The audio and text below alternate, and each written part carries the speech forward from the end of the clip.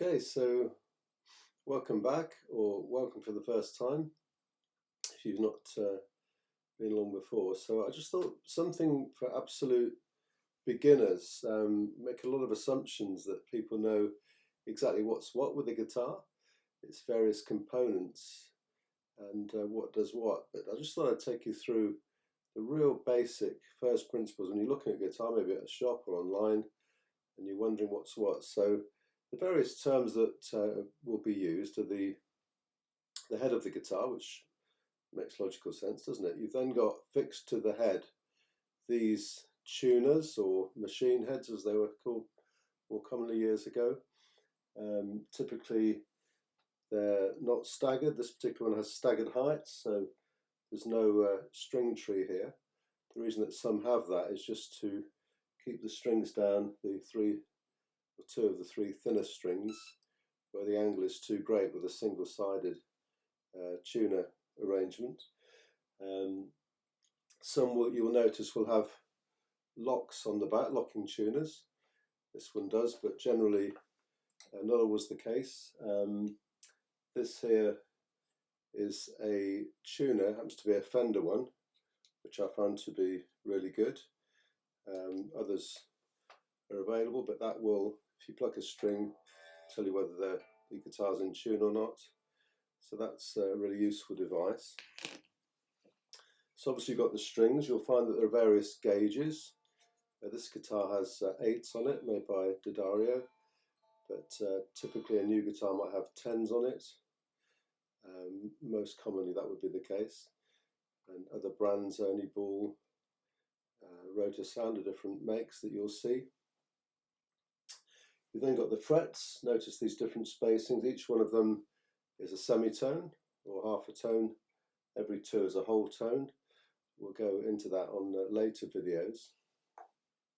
You'll find the fixing here is either a bolted one, or like this one is, or maybe what's called a through body, or one that's actually looks like one piece, or is glued in. So something like a Gibson Les Paul, it would be glued in. These are what you'd find typically on a Fender perhaps, or similar, where it's a bolted neck. You've then got the pickups.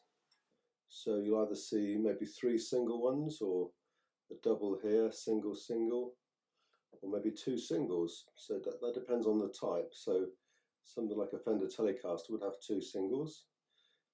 Something like a Gibson would tend to have 2 doubles called humbuckers, because 2 together tend to stop the single coil ones from humming. Although more expensive single coil can actually be made so that they don't hum at all. They're actually silent, or as near as possible that that's the case. You've then got an adjuster here, which you can select which pickups are actually in use at any given time. That'll give you a different tone, which again we'll demonstrate in another video. We'll just keep this one simple.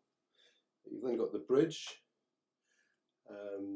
Strings are fixed to there, either directly straight through or through the back of the guitar, like this one.